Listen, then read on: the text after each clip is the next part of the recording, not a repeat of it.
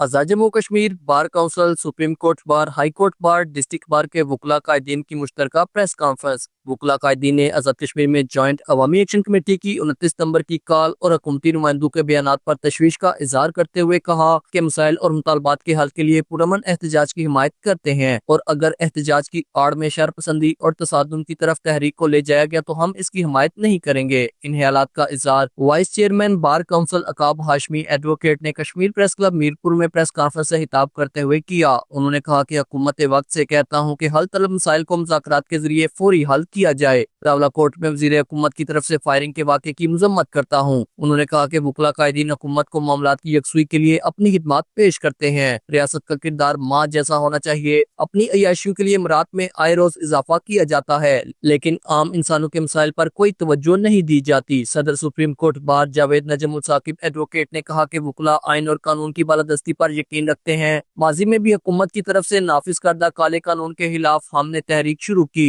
और इस काले कानून को खत्म कराया। अवाम के टैक्स से अशराफिया मरात ले, लेकिन गरीब को इलाज के लिए सहूलियात दस्तयाब ना हो तो ऐसे ना होने देंगे। उन्होंने कहा कि कुफर का निजाम तो चल सकता है, लेकिन जुल्म का निजाम नहीं चल सकता। सुप्रीम कोर्ट बार हुकूमत से कहती है कि हल तलब मसाइल 24 घंटों में नोटिफिकेशन करके हल करें। उन्होंने कहा कि एहतजाज में इंतशार नहीं होना चाहिए। पाकिस्तान का परचम उतारना, इंतशार फैलाना, इसकी कतन हमायत नहीं की जा सकती। हाई कोर्ट बार के सदर वसीम यूनस एडवोकेट ने कहा कि आइन में बुनियादी इंसानी हकूक का जो वादा किया गया है उस पर फौरी अमल दरामद कर देना चाहिए। ज्वाइंट अवामी एक्शन कमेटी की तहरीक मीरपुर से वकला के हाथों से शुरू हुई। आज ये तहरीक वकला के हाथों में होती तो इसकी शक्ल और होती, लेकिन ये तहरीक वकला के हाथों से निकलकर अवाम के हाथों में गई। उन्होंने कहा कि तमाम मामलात को सिवाय कानून साजी वाले मामलात फौरी हल किए जाएं। उन्होंने कहा कि हुकूमत को मुज़ाकरात की तरफ आना चाहिए। अवामी एक्शन कमेटी के दोस्तों को भी पुरअमन मुज़ाकरात का रास्ता इख्तियार करना चाहिए। 5 अगस्त 2019 का सानहा भी जहन में रखना चाहिए। इसके कुछ हिस्से अभी बाकी हैं। रियासत होगी तो सियासत होगी।